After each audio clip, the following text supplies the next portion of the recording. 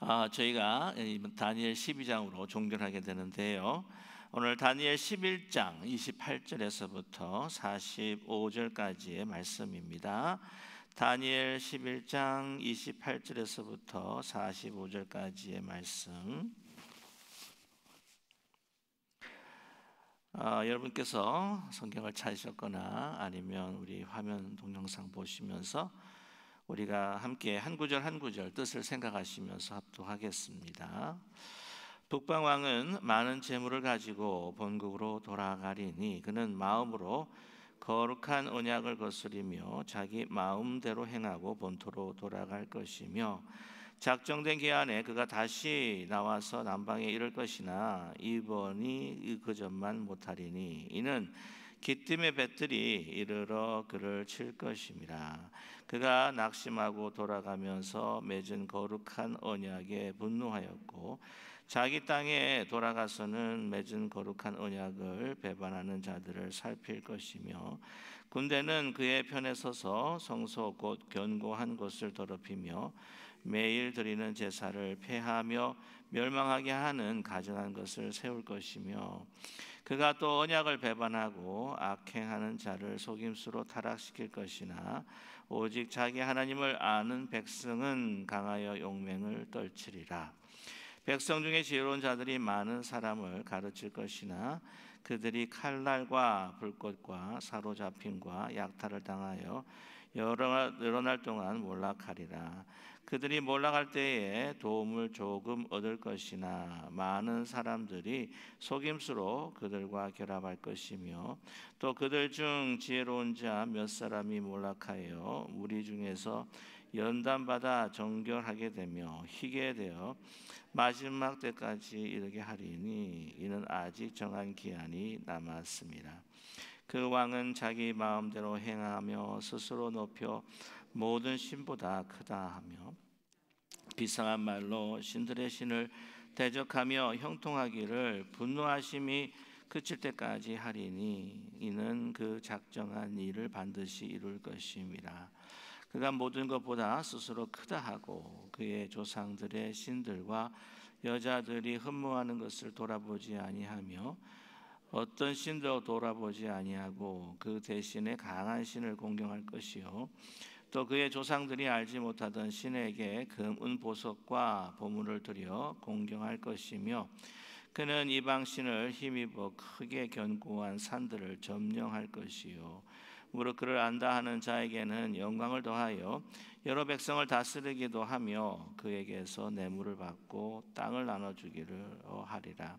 마지막 때에 남방왕이 그와 힘을 겨룰 것이나 북방왕이 병거와 마병과 많은 배로 해오리 바람처럼 그에게로 마주 와서 그 여러 나라에 침공하여 물이 넘친 것 같이 지날 것이요 그가 또 영화로운 땅에 들어갈 것이요 많은 나라를 패망하게 할 것이나 오직 에돔과 모압과 암몬 자손의 지도자들은 그의 손에서 벗어나리라. 그가 여러 나라들에게 그의 손으로 펴리니 애굽 땅도 면하지 못할 것이니 그가 권세로 애굽의 금과 음과 모든 보물을 차지할 것이요 리비아 사람과 구스 사람이 그의 시종이 되리라. 그러나 동북에서부터 소문이 이르러 그를 범민하게 하므로 그가 분노하여 나가서 많은 무리를 다 죽이며 멸망시키고자 할 것이요 그가 장막 궁전을 바다와 영화롭고 거룩한 사이에 세울 것이나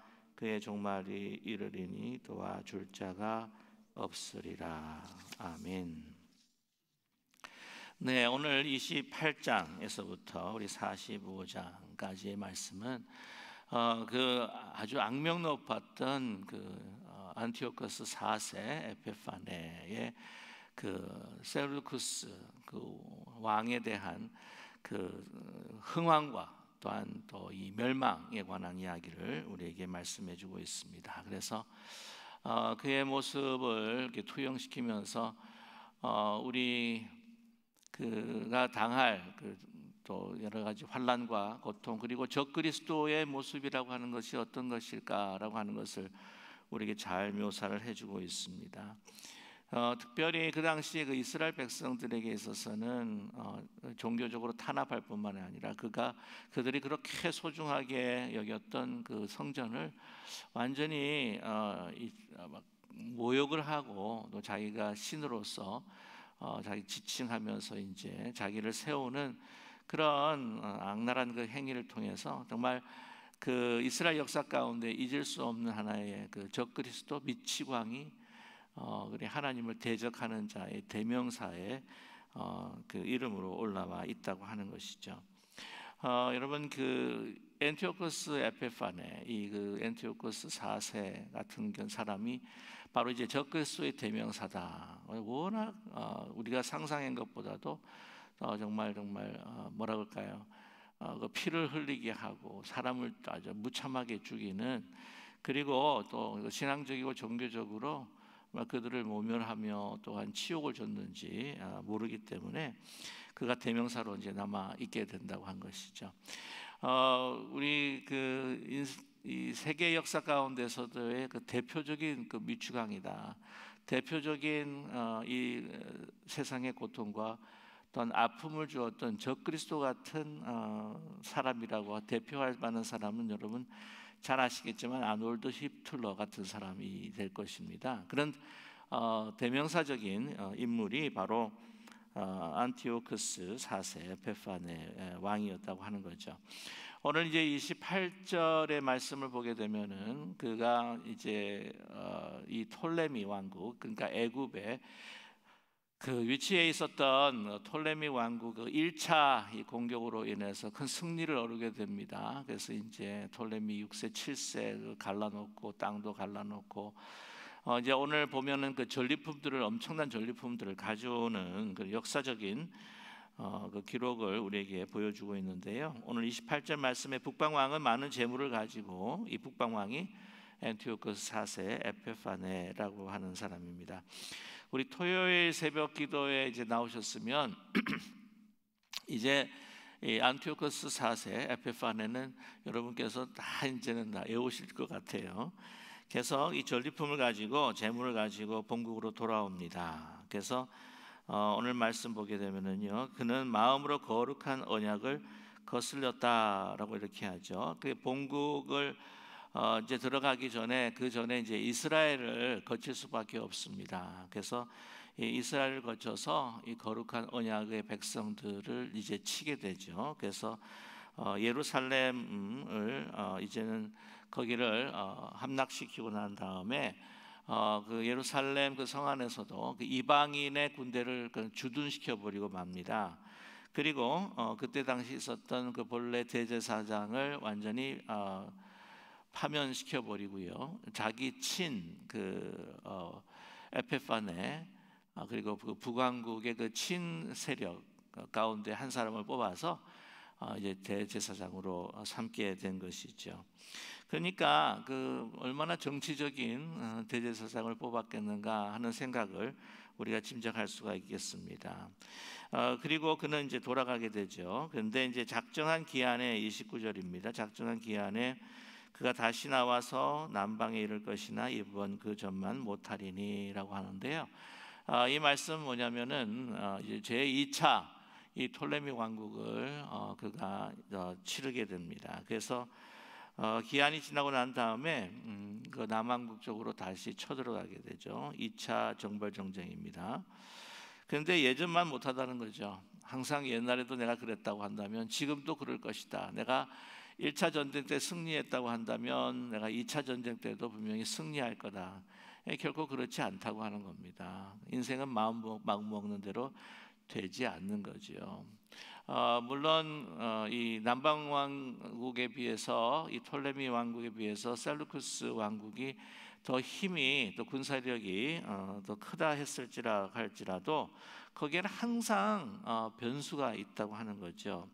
그 변수가 뭐였냐라고 하면은 오늘 30절 말씀에 이는 그 전번만 못한 이유죠. 30절에 이는 기띔의 뱃들이 이르러 그를 칠 것임이라. 그가 낙심하고 돌아가면서 맺은 거룩한 언약에 분노하였고 자기 땅에 돌아가서는 맺은 거룩한 언약을 배반하는 자들을 살필 것이며라고 이렇게 이야기를 합니다. 그래서 이 기띔의 배들 때문에 그랬다라고 이렇게 이야기를 하는데, 그 기띔의 배들이라고 하는 것을 상징하는 것이 뭐냐면 바로 로마 군사입니다. 로마 군사. 로마가 그때는 굉장히 이제 서서히 라이징 킹덤으로 이제 올라오고 있었는데, 로마로 의해서 저지를 당해요. 그때 이제 톨레미가 이제 로마와 이제 손을 잡고 그 싸움을 벌였기 때문에 패배하고 맙니다. 이제 패배를 하는데 어떤 소식이 이스라엘 그 예루살렘에 들렸냐면은 이 안티오쿠스 4세가 죽임을 당했다. 그 전장에서 죽었다라고 하는 막 소식이 들려요.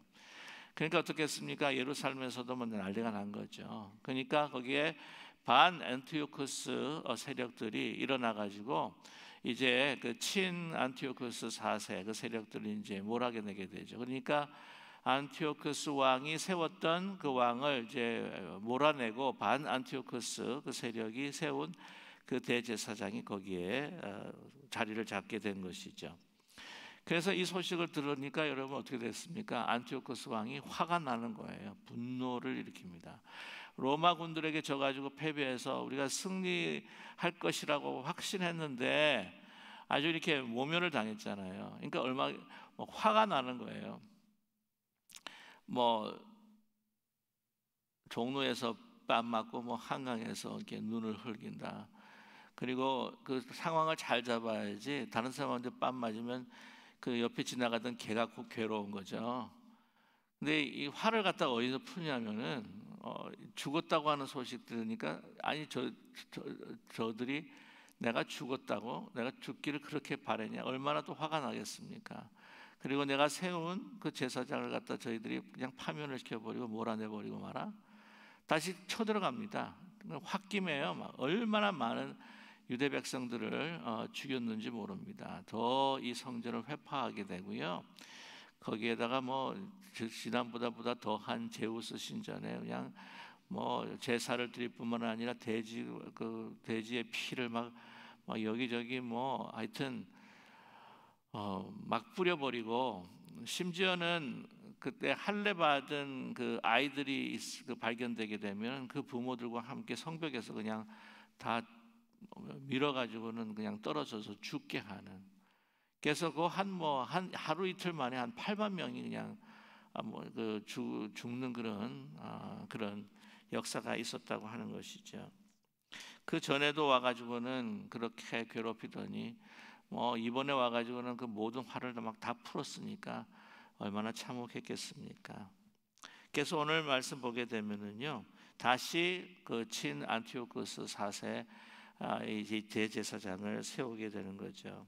그래서 오늘 말씀 보게 되면 낙심하고 돌아가면서 맺은 거룩한 언약에 분노하였고 자기 땅에 돌아가서는 맺은 거룩한 언약을 배반한 자들을 살필 것이며, 그래서 친 셀루쿠스의 대제사장이 이제 세워놓고 그것을 살핀다고 하는 것이죠. 군대는 그의 편에 서서 성소 곧 견고한 것을 더럽히며 매일 드리는 제사를 폐하며 멸망하게 하는 가증한 것을 세울 것이며, 거기에 많은 다른 제우스 신뿐만 아니라 다른 우상들을 이제 세우고 자기의 어떤 신상들도 세우는 그러한 일을 저질러 버리고 말았다는 것이죠. 오늘 32절 보게 되면 그가 또 언약을 배반하고 악행하는 자를 속임수로 타락시킬 것이나 오직 자기의 하나님 아는 백성은 강하여 용맹을 떨치리라. 그렇게 막 핍박과 박해, 속임수와 모든 그 유혹과 다른 것을 다 이렇게 행하는 가운데에서도 오늘 보면은 그 말씀 가운데에 백성 강하여 용맹을 떨치는 자기 하나님을 아는 백성, 하나님께 정말 그 하나님에 대한 믿음을 가지고 신실한 그러한 백성, 강하고 용맹을 이제 떨치면서 또한 그 세력에 반하면서 활동을 하게 된다고 하는 것이죠. 이 그룹을 소위 말하면 하시딤이라고 하는 하시딤.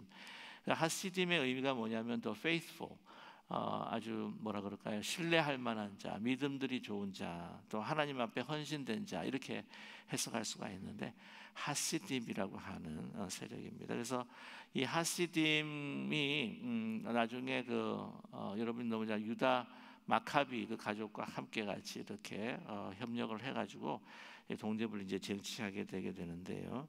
이 하시딤이 이제 원조가 됩니다. 뭐의 원조가 되냐면 나중에 소위 바리새인들이 형성하는 그 그룹의 사실은 그 정신적인 원조가 되는 것이 바로 이 하시딤이었죠. 하나님을 아는 백성이 하시딤이 아주 강하게 용맹스럽게 그들과 대적해서 싸우게 된다고 하는 것입니다. 오늘 33장의 백성 중에 지혜로운 자들이 많은 사람을 가르칠 것이나 그들이 칼날과 불꽃과 사로잡힘과 약탈을 당하여 여러 날 동안 몰락하리라. 그 백성들의 지혜로운 자, 이 사람들이 강하고 용맹스럽게 용맹을 떨치는 하나님을 아는 사람이고요. 그런 사람들이 많은 사람들을 가르칩니다. 율법을 가르치고 이 사람들은 정말 율법대로 행하며 하나님의 말씀을 준수하는 사람이었죠. 그럼에도 불구하고 얼마나 박해가 심한지 오늘 말씀 보면 칼날과 불꽃과 사로잡힘과 약탈을 당하여 여러 날 동안을 몰락하리라. 그래서 이렇게 열심히 싸우고 열심히 가르치고 했음에도 불구하고 너무나도 박해가 심했기 때문에 이제 퇴보하고 있는 것을 우리가 발견하게 됩니다.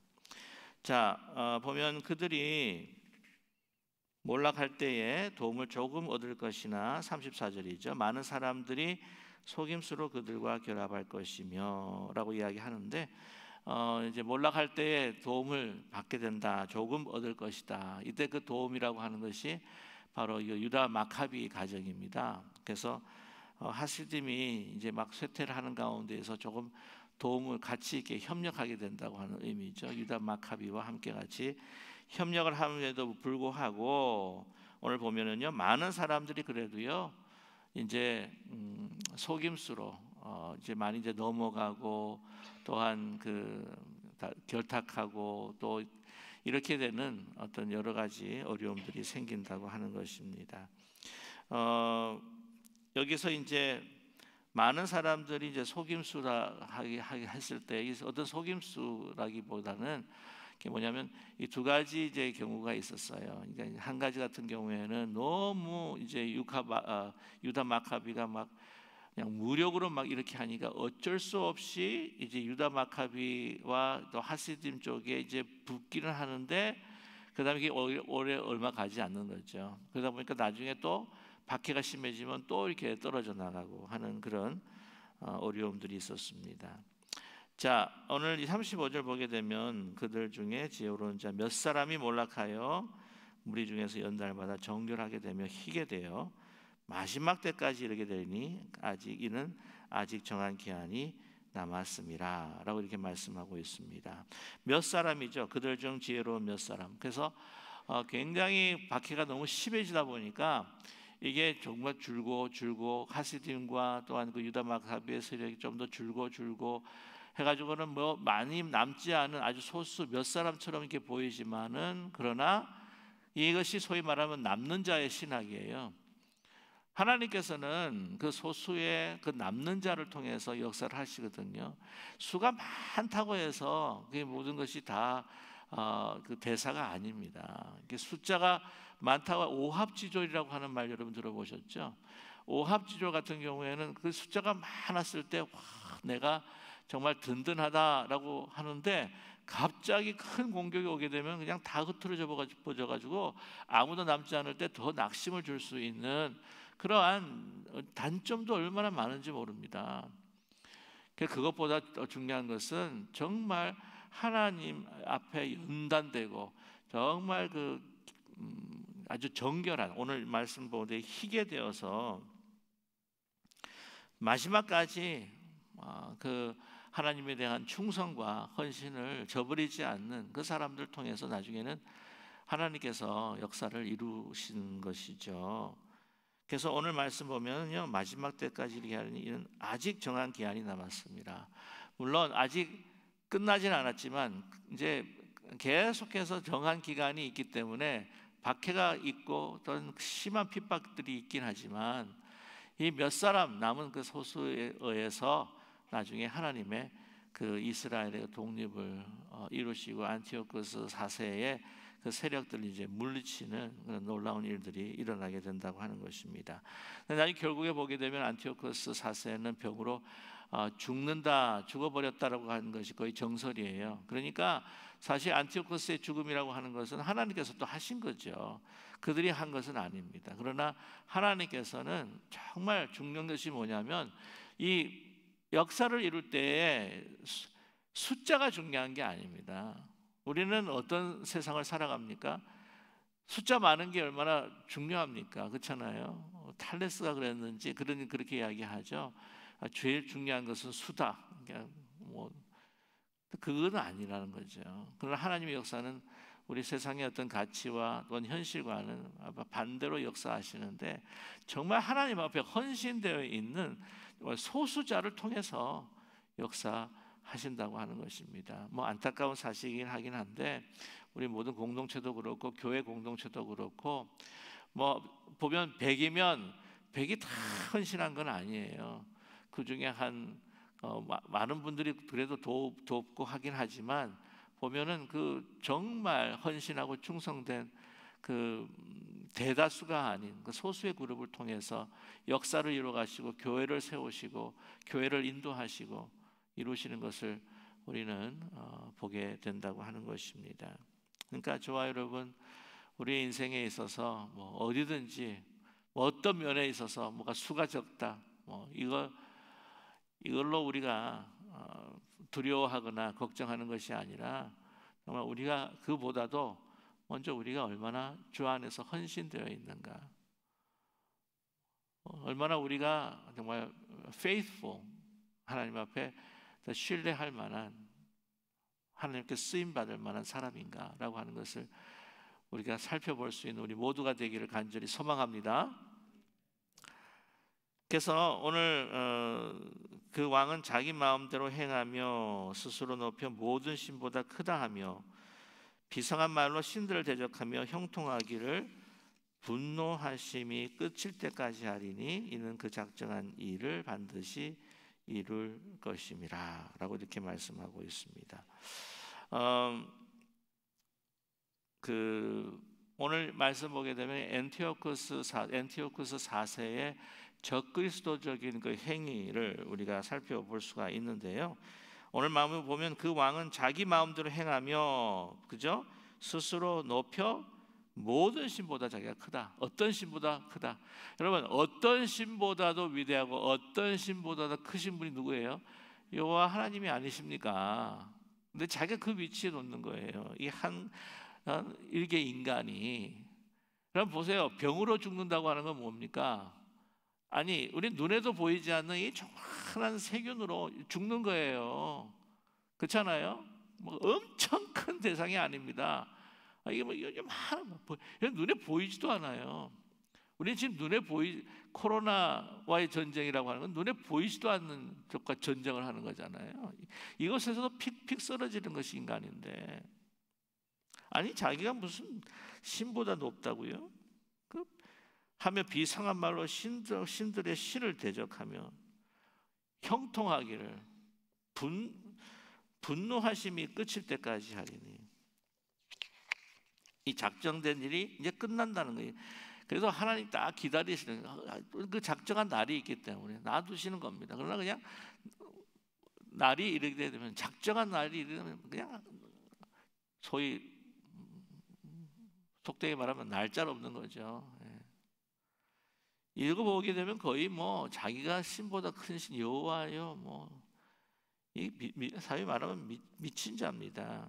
그래서 여러분 유대 사람들이요, 이 에페파네스라고 뭐냐면 이제 신의 현현을, 그러니까 신의 나타나심을 에페파네스라고 그래요. 그래서 그 주현절 예수 그리스도의 나타나심을 영어로 보면 이피파니라고 그래요. 에피파니. 그래서 에페파네스 하면 이게 신의 현현, 신의 나타남이라고 하는 것을 자기 이름에다가 엔티오코스 4세에다가 딱 하고 붙여요. 근데 이 에피파네스를 에피마네스라고 불렀습니다. 유대 사람들은. 에피마네스가 뭐냐면 미치광이에요. 미치광이, 미친 자. 엔티오코스 4세 에피마네스, 그렇게 미친 사람. 그러니까 이게 제정신이 아니라는 거죠. 이런 이야기가 있는데 이게 아마 그 정신병동에서 있었던 이야기였는지 모르겠는데 꼭 정신병동만 있는 것이 아니라 사람들도 가끔 이렇게 좀 정상적인 보이는 사람도 보면은요, 이 생각이 어떤 때는 좀 약간 이제 다 이 정신질환이 있는 분들이 가끔 있잖아요, 그렇죠? 왜 보통 보면 이렇게 화장실 이렇게 보면 이 낙서를 하는 사람들이 있습니다. 낙서를 갖다가 위에다가 나는 예수다 누가 적은 거예요. 그랬더니 그 밑에가 누가 하면 나는 너 같은 아들을 둔 적이 없다. 밑에서 하나님. 그러니까 뭐라고 또 밑에 적어 있냐면은 낙서는 너희 둘들 잡히면 죽는다. 청소부 아줌마 이랬어요. 이렇게 미친 거예요, 한마디로 보면. 여러분, 정신이 나갔다. 에피마네스, 정신이 나갔다는 거죠. 정신 미쳤다. 여러분, 하나님이 없다라고 이야기하는 사람, 하나님이 있다고 믿지만 그냥 내 판단과 내 마음대로 하나님이 없는 것처럼 내 마음대로, 내 뜻대로, 내 모든 것대로, 기분대로 다 행하는 사람, 그 에페마네스는 아니라도 그 한 단계 밑인 수도 에페마네스가 아닐까 하는 생각이 든다는 거예요. 그리고 우리는 너무나 때때로 하나님의 은혜가 우리 가운데 넘치는데도 불구하고 그것이 다 내 것이냐, 내 마음대로 사용하고 내 뜻대로 사용하고 내 삶이 내 것인데 내 마음대로 살아가고, 그거는 뭐 이렇게까지 악행을 저지르는 것은 아니라 할지라도 우리는 영적인 에페마네스의 그 어떤 그런 성향을 가지고 있는 것은 아닐까 하는 생각도 해볼 필요가 있다고 하는 것입니다. 자, 37절에 보면 그가 모든 것보다 스스로 크다 하고 그 조상들의 신들과 여자들이 흠모하는 돌아보지 아니하며 어떤 신도 돌아보지 아니했다라고 이렇게 이야기를 하고 있습니다. 오늘 말씀 보면 그의 조상들의 신들 하면은 그 헬라의 신들이죠. 뿐만 아니라 오늘 여자들이 흠모하는 신 이렇게 보게 되면은 여자들이 그 흠모하던 그 신들이 있습니다. 탐무스 같은 신이나 아니면 아도니스 같은 그런 신들이 있어요. 근데 아무튼 이런 뭐 크게 중요한 건 아니고 그 보통 그 헬라 사람들이 그 섬겼던 그 신들을 그렇게 소중히 여기지 않았다고 하는 것이죠. 그 대신에 강한 신을 공경할 것이요 또 그 조상들이 알지 못하던 신에게 금, 은, 보석과 보물을 드려 공경할 것이다 라고 이렇게 이야기를 합니다. 그래서 보면 그가 섬겼던 그 신들은 뭐냐, 아주 세력 있는 신, 강한 신, 전쟁에 능한 신, 이런 신들을 공경하고 섬겼다는 것이죠. 왜냐하면 전쟁에서 이겨야 되고 이 어떤 그 뭐 예술이나 어떤 문화나 이런 것들보다도 왜 보면 뭐 문화의 신, 예술의 신 뭐 다 있잖아요, 그죠? 그래도 불구하고 뭐 그건 다 제쳐놓고 어쨌든 강해야 된다는 거죠. 이 강함, 전쟁에서 승리해야 된다고 하는 그런 신들만 이제 골라가지고 공경을 했다라고 하는 것을 우리에게 말씀해주고 있습니다. 그래서 이 강한 신을 공경한다. 약한 것은 가치가 없다. 그런데 우리는 저와 여러분, 우리가 너무나 잘 알지만 우리는 강한 것을 자랑하는 사람이 아니라 뭐를 자랑하는 사람이죠? 우리의 연약함을 자랑하는 사람들이 아닙니까? 바울 사도가 고백합니다. 나의 내 약함이 바로 강함이라. 내가 연약할 때에 정말 하나님의 그 능력이 강하게 나타나는 그런 역사 가운데 하나님의 능력 가운데 살아가는 사람이다 고백하지 않아요? 여러분, 저와 여러분 항상 강하기를 원하기 때문에 계속 충돌이 일어나는 거죠. 나의 강함을 나타내기 위해서 북방왕국과 남왕국은 충돌하고, 또한 나의 강함과 나의 권세를 드러내기 위해서 그 영토 분쟁을 그냥 영토를 확장하기도 하고, 그러는 과정 가운데 얼마나 수많은 많은 그 사람들의 그 피가 흘리고 평화가 없고 늘 분쟁과 싸움이 일어나게 되고 맙니까?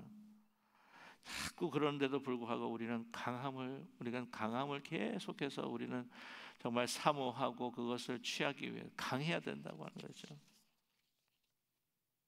강해야 모든 일이 그냥 순식간에 또한 해결될 수 있기 때문인 겁니다.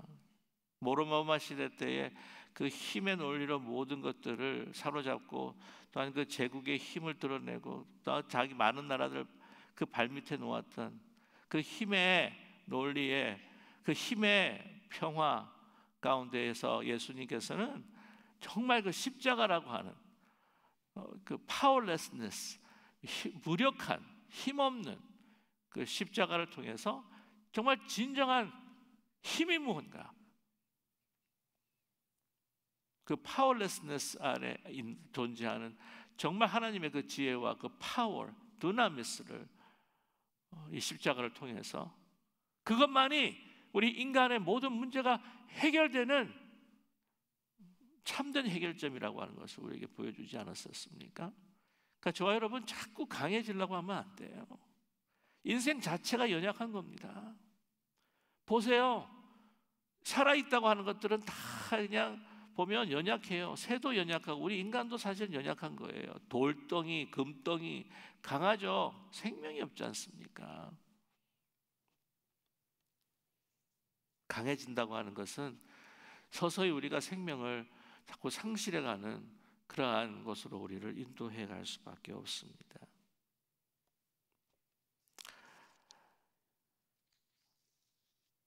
그는 40절이죠. 마지막 때, 그러면 마지막 때 남방왕이 그의 힘을 겨룰 것이나 북방왕이 병거와 마병과 많은 배로 해오리 바람처럼 그에게 마주와서 그 여러 나라에 침공하여 물이 넘친 것 같이 지나갈 것이요. 남방에서도 이제 가만히 있을 수가 없어가지고 다시 역공을 하는 그런 기록인데요. 이 40절의 그 기록은 아마 정확한 역사적인 그 기록들이 없어서 이것에 대한 다른 그 세상의 그 기록들이 나와 있지 않기 때문에 정확하게 어떤 것인지 모르지만, 이 톨레미 왕국이 가만히 있을 수 없겠죠. 공격을 받았으면 역공을 하는 것이 이 세상에 그 보통 돌아가는 그 이치가 아니겠습니까? 역사의 흐름이 아니겠습니까?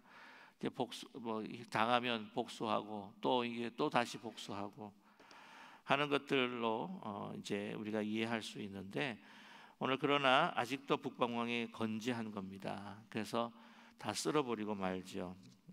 패해버리고 맙니다. 그리고 계속해서 이 안티오코스 4세의 그 세력이 얼마나 강하다고 하는 것을 다시 한번 말씀해주고 있는데, 여러 나라에 침공하여 물이 넘친 것 같이 지나갈 것이다. 또 41절 말씀 보게 되면은요, 또 영화로운 땅에 들어갈 것이며 다시 또 예루살렘 성전으로 또 예루살렘에 들어가서 이제 괴롭힘을 주는 그런 역사를 보여줍니다. 많은 나라를 패망하게 할 것이나 오직 에돔과 모압 암몬 자손의 지도자들은 그들의 손에서 벗어나리라. 그 당시 엠몬, 그 이스라엘을 둘러싸고 있었던 다른 이방 나라들이지 않습니까? 그죠? 에돔, 모압, 암몬. 사실 보면 그 에돔, 모압, 암몬 같은 경우에도요, 그 이스라엘과 사실은 친척 관계에 있는 그 족속들입니다. 그런데도 불구하고 안티오코스 4세의 세력에 합류해가지고 그냥 이스라엘을 괴롭히는 것이죠. 그 계속해서 올라가면은 다 아브라함에서부터 시작을 하고 이렇게 하게 되는데, 이 자기 친척되는 그 족속이지 않습니까? 그래서 또 이 정말 에돔 같은 경우에도 뭐 잘 치질 않 에서의 그 후손들인데 하나님께서 그 치지 말라고 그렇게 이야기를 하시고 그러는데 이거 도움이 안 되는 거예요.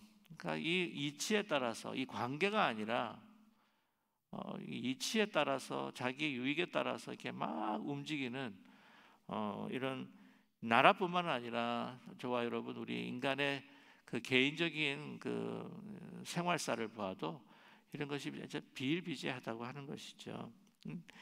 그것이 이제 어떤 원리, 어떤 원칙이 아니라 아주 그냥 그때 따라서 그냥 그 상황에 따라서 강한 곳에 약한 곳은 그냥 그 밟아버리고 강한 것에 붙어버리고 하는 인간의 죄악된 본성을 또한 그대로 나타내고 있지요. 43절, 42절, 43절 계속해서 그 엔티오코스 4세의 그 세력 확장을 이야기해 주고 있습니다. 이것이 그 후에 생긴 그 역사인지 아니면 지금 이때까지 있었던 역사들을 총 집합해서 이걸 요약하고 있는지 그거는 확실히 우리가 알 수가 없습니다만은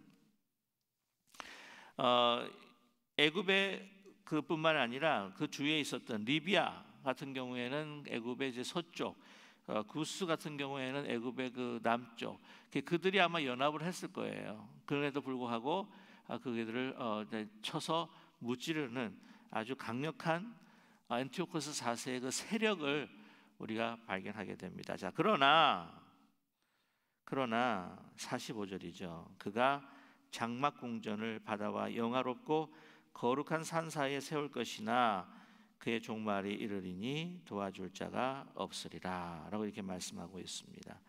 동북에서 소문이 일어나는 거예요. 그래서 그 시리아 그 북쪽에 또한 그 이어서 그 페르시아 쪽에 이 반란이 일어났다는 소식을 듣고 이제 회기에서 이제 돌아가는 순간이었을 겁니다. 나중에 그 역사가 이야기하는 걸 보게 되면은 그 북쪽 이스라엘 반란군들을 진압하기 위해서 갔다가 거기에서 질병으로 죽는 것으로 기록되어 있어요.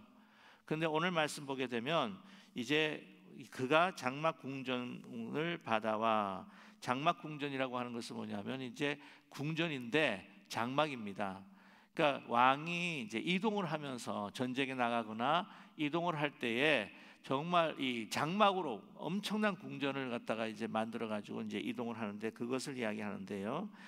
바다, 지중해 바다죠. 그 다음에 영화롭고 거룩한 산 사이, 이 지중해와 또한 이 이스라엘 그 예루살렘 그 중간에 바다 궁전을 그 텐트를 친 것을 우리에게 보여주고 있는데요. 그 산사에 세울 것이나 그의 종말이 이르니 도와줄 자가 없으리라라고 이렇게 말씀하고 있습니다. 그러니까 이제 그 오늘 말씀 44절에 동북에서 이제 반란의 소문을 듣고 돌아가는 그 발걸음부터 이제 하나님께서 그의 멸망을 시작하셨다라고 우리가 이해하면 될 것 같아요. 거기 가서 아마 이제 병으로 이제 죽었지만 그러나 그쪽으로 다시 회귀하면서 돌아가는 그 중간에 그 모든 여정에서부터 이제 하나님께서 본격적으로 그의 종말을 이제는 손을 대면서 시작을 하셨다고 하는 것이죠. 그래서 이제 그 시리아 그 북쪽에서 그가 운명을 다하고 죽게 되는 그런 역사를 우리에게 보여주고 있다고 하는 것으로 이해하면 되겠습니다. 자, 여기서 45절에 우리가 잊지 말아야 할 것, 그의 종말이 이르리니, 우리 45절 우리 같이 읽겠습니다. 그가 장막 궁전을 바다와 영화롭고 거룩한 산사에 세울 것이나 그의 종말이 이르니 도와줄 자가 없으리라.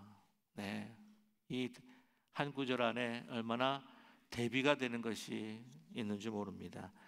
이 장막 궁전이에요. 궁전. 바다와 영화로운 거룩한 사이에 탁 두면서 자기의 권세를 드러냈지만 그러나 오늘 40절 5반절은 그의 종말이 이르리니, 뭐라고 말씀합니까? 도와줄 자가 있습니까? 없습니까? 없어요. 여러분, 하나님이 치시겠다 하면 막을 자가 없는 줄로 믿습니다. 하나님이 손대기 시작하면 정말 무서워요. 인간의 어떤 복수보다 더 두려워해야 될 것은 우리 영혼까지도 사망시키고 죽일 수 있고 심판하실 수 있는 바로 여호와 하나님을 우리는 두려워해야 될 줄로 분명히 믿습니다. 그게 더 무서운 거예요. 근데 그 하나님을 경외하지 못합니다. 두려워하지 못합니다. 다른 사람이 어려운 공경에 있으면 사람들이 도와줄 것이라고 하는 기대, 물론 사람이 도와줄 때가 있지만 그것도 뒤에서 누가 역사하고 계십니까? 하나님이 마음을 움직여주시고 그 사람을 역사하는 거예요. 그러나 우리 생명에 있어서는 그 어느 누구도 죽음을 막을 자가 없습니다. 오직 여호와 하나님께서 역사하시고 손대시겠다고 한다면 정말 우리는 도울 사람이 없는 거예요. 그렇기 때문에 어떤 광풍이 인생에서 불어오고 어떠한 파고가 높아가지고는 우리가 두려움에 감당할지라도 그 모든 것들을 주관하시고 우리의 영혼부터 영혼까지 우리의 생명을 이 역사를 운행하여 주시는 바로 하나님이 우리와 함께 하신다 라고 하는 임마누엘 신앙, 또한 부활의 신앙 굳건히 서서 저와 여러분 이 세상의 여러 가지 어두움과 또한 대적하는 하나님의 대적하는 모든 세력들과 싸워 영적인 승리할 수 있는 우리 모두가 되기를 간절히 소망합니다. 바로 이 묵시가 바로 익은 거예요. 그의 악은 끝난다. 너의 믿음이 드러나게 될 것이다. 너의 헌신과 너의 순결과 너의 그 결단이 이제는 빛을 발하며 하나님께서 정말 그 소망과 희망찬 세계를 펼쳐줄 것이니까 견뎌라, 용맹하게 싸워라. 오늘 말씀의 주제가 뭐예요? 강하고 용맹한 하나님의 백성이 되어라. 그것이 또한 요한계시록의 주제의 메시지이기도 합니다. 이 묵시록의 메시지예요. 저와 여러분, 우리 하나님만을 바라보고 의지하고 하나님이 도우시면 그 막을 자도 없고 하나님이 도우시지 않으시면 그것도 막을 자가 없는 오직 여호와 하나님만을 우리가 바라보면서 주님 손 붙들고 정말 승리하시는 또한 헌신하는 우리 모두가 되시기를 주님의 이름으로 간절히 축원합니다. 기도하겠습니다.